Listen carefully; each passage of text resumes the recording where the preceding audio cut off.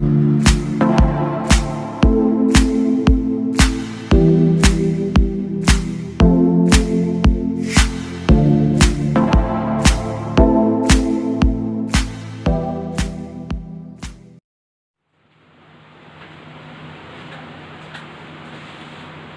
Everyone, मैं हूं Rajesh Kumar and this video is for class 12 of chapter electrochemistry and the topic of this video is variation in conductance, conductivity, molar conductivity, equivalent conductivity of solutions of electrolytes with dilution. सबसे पहले मैं discuss करूंगा उस electrolyte के solution की conductivity के बारे में। जब हम उस सॉल्यूशन को डाइल्यूट करेंगे तो उस सॉल्यूशन की कंडक्टिविटी में क्या चेंज आएगा। तो जब भी हम किसी इलेक्ट्रोलाइट के सॉल्यूशन को डाइल्यूट करते हैं तो उस सॉल्यूशन की कंडक्टिविटी हमेशा डिक्रीज होती है। So on dilution the conductivity of solution of an electrolyte decreases. So conductivity of solution of an electrolyte always decreases on dilution or addition of solvent or decrease in concentration। तो जब भी हम किसी electrolyte के solution को dilute करते हैं उस सॉल्यूशन की कंसंट्रेशन डिक्रीज हो जाती है और सॉल्यूशन की कंसंट्रेशन डिक्रीज होने के कारण उस सॉल्यूशन की कंडक्टिविटी भी डिक्रीज होगी। तो इसके पीछे क्या रीज़न होगा कि जब भी हम उस सॉल्यूशन को डाइल्यूट करेंगे on dilution the number of ions of electrolyte decreases per unit volume of solution, due to which their conductivity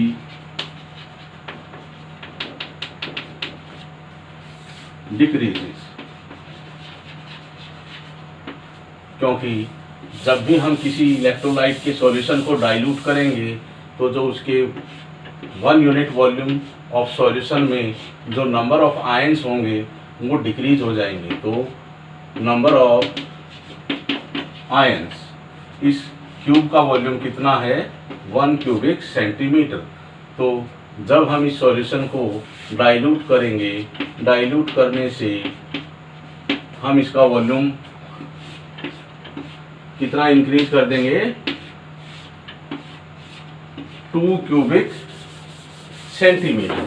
तो इस सॉल्यूशन का वॉल्यूम हो जाएगा 2 क्यूबिक सेंटीमीटर। और जब इस सॉल्यूशन को हम 2 इक्वल पार्ट्स में डिवाइड करेंगे and the volume of each part is 1 cubic centimetre, तो इससे जो नंबर ऑफ आयंस होंगे, number of ions per unit volume of solution decreases. तो जितने ions in 1 cubic centimetre solution में थे, जब हम उसको डाइल्यूट कर देंगे तो वही नंबर ऑफ आयंस, उतने ही नंबर ऑफ आयंस अब प्रेजेंट हैं 2 क्यूबिक सेंटीमीटर में। और जब इस सॉल्यूशन को हम डिवाइड कर देते हैं तो जितने आयंस इसमें होंगे वो आयंस 2 पार्ट्स में डिवाइड हो जाएंगे। तो इस 1 क्यूबिक सेंटीमीटर सॉल्यूशन में कितने आयंस होंगे, जितने आयंस इसमें होते हैं उससे बिल्कुल हाफ हो जाएंगे। हाफ होने के कारण उस सॉल्यूशन की कंडक्टिविटी डिक्रीज हो जाएगी। तो इसके पीछे रीज़न यही रहेगा कि जब हम किसी इलेक्ट्रोलाइट के सॉल्यूशन को डाइल्यूट करते हैं उसके number of ions per unit volume of solution में डिक्रीज हो जाएंगे and that is responsible for the decrease in conductivity of that solution of electrolyte. वो सॉल्यूशन चाहे स्ट्रॉन्ग इलेक्ट्रोलाइट का हो या वीक इलेक्ट्रोलाइट का हो। तो जब भी हम उसको डाइल्यूट करेंगे, in both cases the conductivity of solution of both strong as well as weak electrolytes decreases. Now I will discuss the variation in conductance, molar conductivity, equivalent conductivity of both strong and weak electrolytes. तो अभी हमने देखा कि जब भी हम किसी electrolyte के सॉल्यूशन को, चाहे वो इलेक्ट्रोलाइट वीक हो या स्ट्रॉन्ग हो, जब हम उसको डाइल्यूट करते हैं तो उसकी कंडक्टिविटी हमेशा डिक्रीज होती है। But in case of conductance, molar conductivity and equivalent conductivity for strong and weak electrolytes। तो जब भी हम किसी इलेक्ट्रोलाइट के सॉल्यूशन को डाइल्यूट करेंगे तो उसकी कंडक्टेंस, मोलर कंडक्टिविटी और इक्विवेलेंट कंडक्टिविटी हमेशा इंक्रीज होगी। So we can say that the conductance, molar conductivity and equivalent conductivity of solution of light always increases on dilution. So conductance, equivalent conductivity and molar conductivity of solutions of both strong and weak electrolytes always increases on dilution।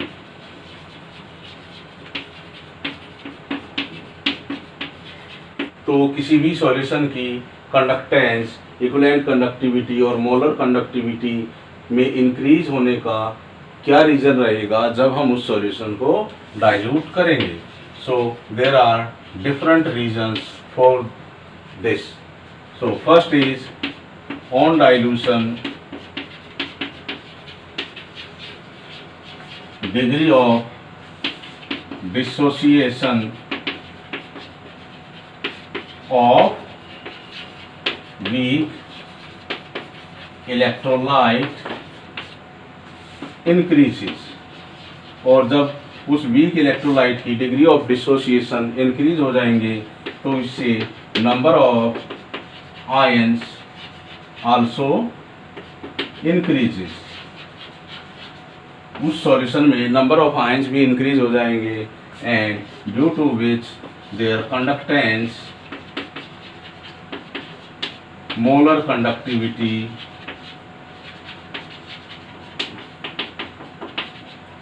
and equivalent conductivity increases।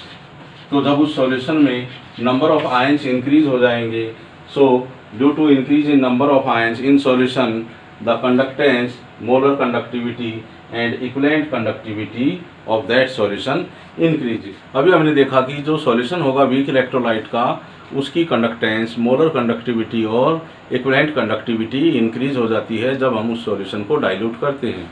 और ऐसा इसलिए होता है क्योंकि जैसे ही हम उस solution को डाइल्यूट करते हैं, उस सॉल्यूशन में जो वीक इलेक्ट्रोलाइट होगा उसका डिग्री ऑफ डिसोसिएशन इंक्रीज हो जाता है, जिसके कारण उस सॉल्यूशन में नंबर ऑफ आयंस इंक्रीज हो जाएंगे and that is responsible for increase in conductance, molar conductivity and equivalent conductivity। लेकिन strong electrolytes का तो डिग्री ऑफ डिसोसिएशन पहले ही 100% होता है, तो उसकी तो कंडक्टेंस, इक्विवेलेंट कंडक्टिविटी और मोलर कंडक्टिविटी पहले से ही ज़्यादा हो जानी चाहिए, लेकिन ऐसा नहीं होता है। स्ट्रॉन्ग इलेक्ट्रोलाइट के सॉल्यूशन की भी कंडक्टेंस, मोलर कंडक्टिविटी और इक्विवेलेंट कंडक्टिविटी इंक्रीज होती है जब हम उस सॉल्यूशन को डाइल्यूट करते हैं।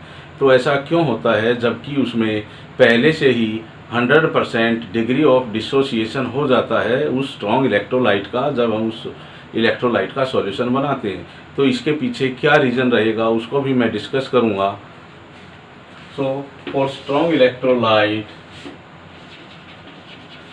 Conductance,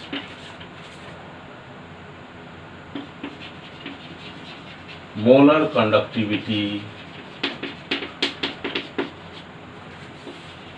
and equivalent conductivity increases on dilution. Even it is 100% dissociated in solution, जबकि उसका 100% डिग्री ऑफ डिसोसिएशन हो जाएगा, फिर भी उस स्ट्रॉन्ग इलेक्ट्रोलाइट की सॉल्यूशन की कंडक्टेंस भी इंक्रीज होगी, मोलर कंडक्टिविटी भी इंक्रीज होगी और इक्विवेलेंट कंडक्टिविटी भी इंक्रीज होगी जब हम उस सॉल्यूशन को डाइल्यूट करेंगे. Now I will discuss the variation in molar conductivity of strong electrolyte on dilution. और इसको एक्सप्लेन करने के लिए हम एक मैथमेटिकल इक्वेशन का यूज़ करेंगे, डिवाई-हक्कल ऑन सागर इक्वेशन. और उसी इक्वेशन की हेल्प से हम एक ग्राफ प्लॉट करेंगे उस स्ट्रॉन्ग इलेक्ट्रोलाइट के लिए, और उस ग्राफ की हेल्प से हम देखेंगे किस तरह से उस स्ट्रॉन्ग इलेक्ट्रोलाइट के सॉल्यूशन की मोलर कंडक्टिविटी इंक्रीज होगी जब हम उस सॉल्यूशन को डाइल्यूट करेंगे. और उसमें हम ये भी देखेंगे जब हम उस सॉल्यूशन को बहुत ही ज़्यादा डाइल्यूट कर देंगे, मीन्स एट इनफाइनाइट डाइल्यूशन, तो उसकी मोलर कंडक्टिविटी में क्या चेंज आएगा. तो सबसे पहले मैं डिस्कस करूंगा variation in molar conductivity of strong electrolytes के बारे में. Variation in molar conductivity of strong electrolyte with dilution. So the variation in molar conductivity of strong electrolyte on dilution follows an equation called Debye Huckel Onsager equation. और इस equation की help से हम उस strong electrolyte के solution की molar conductivity at infinite dilution को भी कैलकुलेट कर सकते हैं. And what is the equation?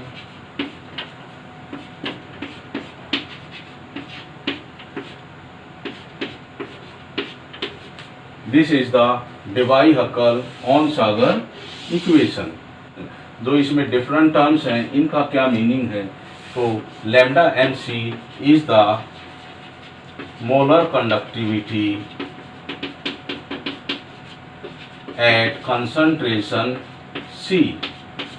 This is molar conductivity of solution of electrolyte at infinite dilution. Infinite dilution means when we add very large amount of solute to that solution so that the ions can move freely without any intra-ionic attraction. कि जब हम उस solution में बहुत ज़्यादा solvent add कर देंगे, या ये बोलें कि बहुत ज़्यादा हम उसको डाइल्यूट कर देंगे, उस केस में वो आयंस होंगे उस सॉल्यूशन में, वो फ्रीली मूव करेंगे without any intra ionic attraction, and that is called molar conductivity at infinite dilution. A is a constant whose value depends on temperature, nature of solute and nature of solvent. Solvent के nature के ऊपर भी depend करती है इसकी value, किस तरह का इलेक्ट्रोलाइट है उसके ऊपर भी डिपेंड करेगी, और जो टेम्परेचर होगा, जिस टेम्परेचर पर हम उस सॉल्यूशन की मोलर कंडक्टिविटी को देख रहे हैं उसके ऊपर भी डिपेंड करेगा. और and C is concentration of solution, and this equation is valid only for variation in molar conductivity of strong electrolyte with dilution. इसको हम बाद में डिस्कस करेंगे कि ये इक्वेशन केवल स्ट्रॉन्ग इलेक्ट्रोलाइट्स के लिए ही एप्लीकेबल क्यों है। अब हम देखेंगे कि जो ये इक्वेशन है, this equation is similar to straight line equation. This Debye Huckel Onsager equation is similar to straight line equation. तो ये इक्वेशन जो है वो स्ट्रेट लाइन इक्वेशन के जैसी ही है। और स्ट्रेट लाइन इक्वेशन क्या होगी, y is equal to m x plus c. अब इस इक्वेशन को हम थोड़ा सा रीअरेंज कर देंगे। Lambda M C is equal to minus A root C plus lambda M naught. तो जब हम इस इक्वेशन को कंपेयर करेंगे इस स्ट्रेट लाइन इक्वेशन से, और जब इसके लिए हम ग्राफ प्लॉट करेंगे molar conductivity at concentration C on Y axis and square root C along X axis, तो जब हम उस सॉल्यूशन को डाइल्यूट करेंगे, डाइल्यूट करने से जो कंसंट्रेशन में चेंज आएगा, उस सॉल्यूशन की कंसंट्रेशन में चेंज आने से जो उस सॉल्यूशन की मोलर कंडक्टिविटी में चेंज आएगा उसको हम देख सकते हैं। तो इसके लिए हमें एक ग्राफ प्लॉट करना पड़ेगा between lambda M C along y axis and square root c on x axis। तो जब उस सॉल्यूशन की कंसंट्रेशन बहुत हाई होगी तो स्क्वायर रूट c की वैल्यू भी हाई होगी, और उस केस में उस सॉल्यूशन की जो मोलर कंडक्टिविटी है वो भी कम होगी। लेकिन जैसे ही हम उस सॉल्यूशन को डाइल्यूट करेंगे, डाइल्यूट करने से उस सॉल्यूशन की कंसंट्रेशन भी डिक्रीज होती जाएगी, और उस सॉल्यूशन की कंसंट्रेशन डिक्रीज होने के कारण उस सॉल्यूशन की मोलर कंडक्टिविटी भी इंक्रीज होगी। तो हम यहाँ से देख सकते हैं जैसे जैसे हमने उस सॉल्यूशन की कंसंट्रेशन को डिक्रीज किया है, उस सॉल्यूशन की मोलर कंडक्टिविटी भी इंक्रीज हुई है। तो जब हम इस लाइन को एक्स्ट्रापोलेट कर देंगे, आगे बढ़ा देंगे, तो ये लाइन वाई एक्सिस को यहाँ से कट कर देगी, और इसी को हम बोलते हैं इंटरसेप्ट। इंटरसेप्ट, और कहाँ हुआ है ये इंटरसेप्ट, वाई एक्सिस पर। और इस इक्वेशन से हम इंटरसेप्ट को फाइंड आउट कर सकते हैं।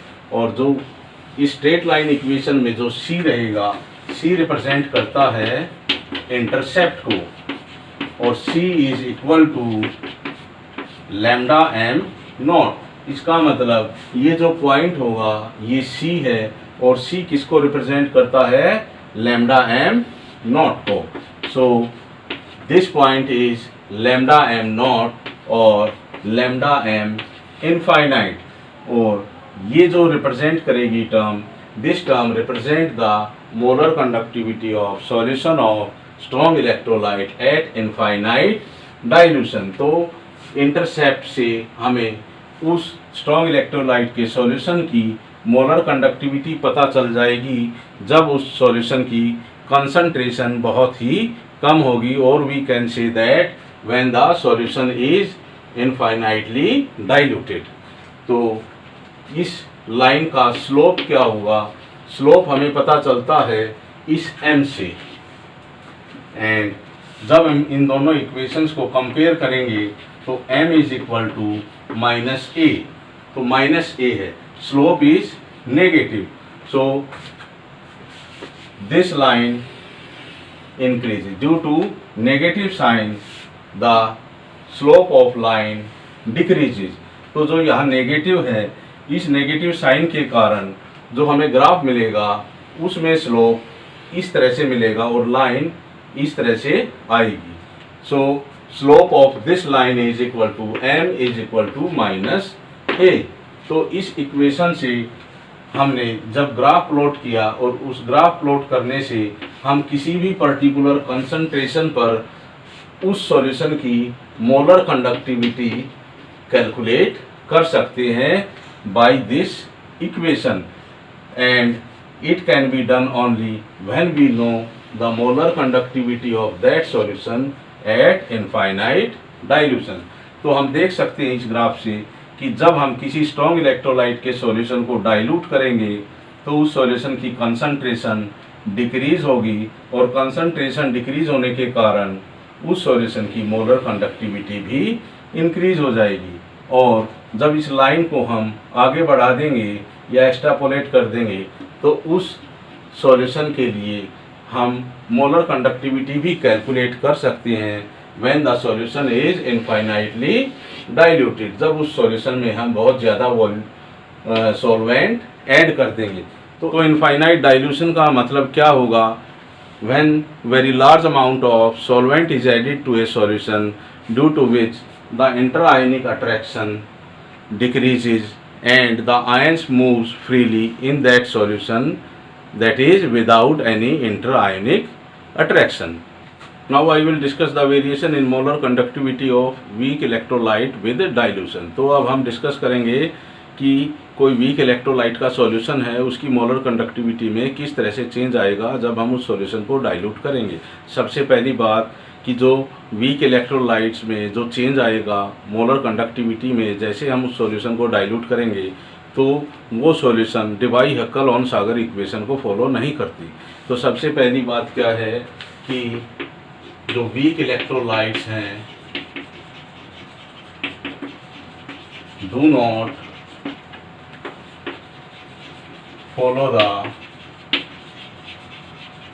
डिवाई-हक्कल-ऑन-सागर इक्वेशन। अब ऐसा क्यों है? Because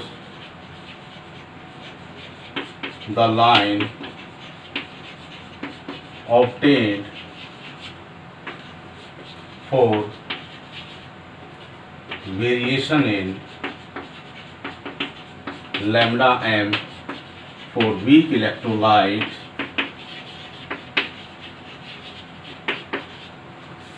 is not a straight line।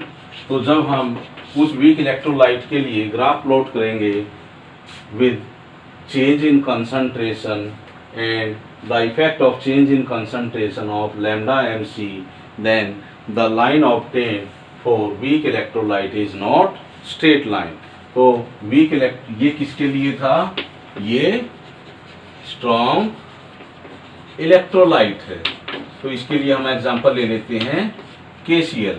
अब हम देखेंगे वीक इलेक्ट्रोलाइट की मोलर कंडक्टिविटी में किस तरह से चेंज आएगा। जो हम वीक इलेक्ट्रोलाइट का सॉल्यूशन लेंगे उसकी मोलर कंडक्टिविटी में किस तरह से चेंज आएगा जब हम उस सॉल्यूशन की कंसंट्रेशन को डिक्रीज करेंगे, मींस ऑन डाइल्यूशन। तो जब हम उस सॉल्यूशन की कंसंट्रेशन हाई लेंगे तो उस सॉल्यूशन की मोलर कंडक्टिविटी भी बहुत कम होगी, यहाँ से हम देख सकते हैं। और जैसे जैसे हम उस सॉल्यूशन की कंसंट्रेशन को डिक्रीज करेंगे उस सॉल्यूशन की मोलर कंडक्टिविटी में चेंज आएगा और वो लाइन इस वाई एक्सिस के पैरेलल होगी। और जब हम इस लाइन को एक्स्ट्रापोलेट कर देंगे तो एक्स्ट्रापोलेशन से ये लाइन इस वाई एक्सिस पर इंटरसेप्ट भी नहीं करेगी। And this line is for weak electrolyte. और इसके लिए हम एग्जांपल ले लेते हैं एसिटिक एसिड का। So acetic acid is weak electrolyte. तो हम क्या चेंज देखते हैं इसमें कि जब हम उस सॉल्यूशन की कंसंट्रेशन डिक्रीज करेंगे उस सॉल्यूशन की मोलर कंडक्टिविटी भी इंक्रीज हो रही है। सो सबसे पहला point, with decrease in concentration of solution of weak electrolyte, their molar conductivity increases।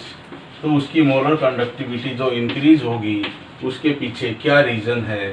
First is on dilution the degree of dissociation of weak electrolytes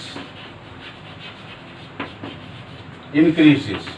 जब उस सॉल्यूशन का डिग्री ऑफ डिसोसिएशन इंक्रीज हो जाएगा डाइल्यूशन से तो उससे क्या होगा, उस सॉल्यूशन में जो नंबर ऑफ आयंस हैं, इन number of ions in solution increases and due to which lambda m increases. So जब हम वीक इलेक्ट्रोलाइट के सॉल्यूशन को डाइल्यूट करते हैं तो उसकी मोलर कंडक्टिविटी भी इंक्रीज होगी। तो हम यहाँ से देख सकते हैं इस पॉइंट से आगे जब हम थोड़ा सा ही डाइल्यूट करेंगे उस वीक इलेक्ट्रोलाइट के सॉल्यूशन को, जो उसकी मोलर कंडक्टिविटी में जो चेंज आएगा वो बहुत ही ज़्यादा आएगा। लेकिन हम यहाँ से देख सकते हैं इसमें स्ट्रॉन्ग इलेक्ट्रोलाइट के केस में कि जब हम उसमें इतना ही डाइल्यूशन करेंगे या इतना ही हम उसमें सॉल्वेंट ऐड करेंगे तो जो उसकी मोलर कंडक्टिविटी में चेंज आएगा वो बहुत ही कम होगा। तो यहाँ पर हम कह सकते हैं कि जैसे ही हम उस सॉल्यूशन में वीक इलेक्ट्रोलाइट के सॉल्यूशन में थोड़ा सा हम सॉल्वेंट ऐड करेंगे उसका डिग्री ऑफ डिसोसिएशन बहुत ज़्यादा इंक्रीज हो जाएगा and that is responsible for large increase in molar conductivity. अब एक दूसरा इंपॉर्टेंट पॉइंट रहेगा वीक इलेक्ट्रोलाइट्स के लिए कि वीक इलेक्ट्रोलाइट्स में हम जैसे जैसे डाइल्यूशन करेंगे उस सॉल्यूशन का तो उसके लिए जो लाइन होगी मोलर कंडक्टिविटी में वेरिएशन के लिए, that line never intercept the y axis. So even at it is an important point. Even at infinite dilution, the line for lambda m for weak electrolyte never intercept y-axis even at very large dilution. बेशक से हम कितना ही उस solution का dilution कर दें या dilute कर दें, वो लाइन कभी भी वाई एक्सिस पर इंटरसेप्ट शो नहीं करेगी। इसके पीछे भी एक रीज़न है कि इसका रीज़न क्या रहेगा, because the line obtained is parallel to Y axis. क्योंकि हम देख सकते हैं जो ये लाइन आएगी उसकी मोलर कंडक्टिविटी में चेंज के लिए, उस वीक इलेक्ट्रोलाइट के लिए जब हम डाइल्यूट करते हैं उस सॉल्यूशन को, so this line is parallel to Y axis, so this line never intercept Y axis. So how can we calculate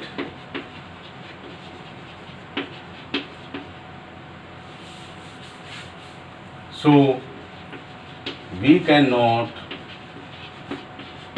find the lambda m naught for weak electrolyte. तो जो वीक इलेक्ट्रोलाइट होगा उसके लिए हम molar conductivity at infinite dilution को find out नहीं कर सकते ग्राफिकली। तो ग्राफ की हेल्प से हम किसी भी वीक इलेक्ट्रोलाइट की molar conductivity at infinite dilution को फाइंड आउट नहीं कर सकते, because this line is parallel to Y axis. So how can we calculate और find out the lambda M nought for weak electrolyte. तो उस weak electrolyte के लिए जो मोलर कंडक्टिविटी होगी इनफाइनाइट डाइल्यूशन के लिए, तो हम उसको कैसे फाइंड आउट कर सकते हैं।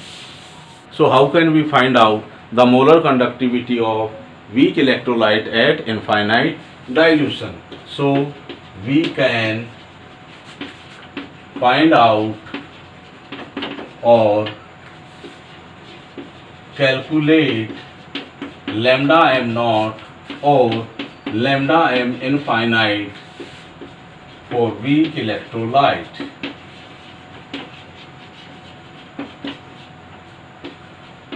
only by a Paul-Ross law। तो कोलरास लॉ की हेल्प से हम किसी भी वीक इलेक्ट्रोलाइट की molar conductivity at infinite dilution को फाइंड आउट या कैलकुलेट कर सकते हैं। इसको हम नेक्स्ट वीडियो में डिस्कस करेंगे। What is Kohlrausch's law and how it is helpful in calculation of molar conductivity of weak electrolyte at infinite dilution. तो अभी हमने देखा कि जो स्ट्रॉन्ग इलेक्ट्रोलाइट होगा, स्ट्रॉन्ग इलेक्ट्रोलाइट की कंसंट्रेशन में जैसे ही हम डिक्रीज करेंगे उसकी मोलर कंडक्टिविटी इंक्रीज होगी, और जब उस लाइन को एक्स्ट्रापोलेट करेंगे तो वहाँ से हम molar conductivity at infinite dilution for strong electrolyte को फाइंड आउट कर सकते हैं। But we are not able to find out the molar conductivity of weak electrolyte at infinite dilution because this line is parallel to y-axis, and y there is very large increase in molar conductivity of weak electrolyte with small dilution. It is due to very large increase in degree of dissociation of weak electrolyte. तो ये क्यों होगा? Due to very large increase in degree of dissociation of weak electrolyte by addition of small amount of solvent.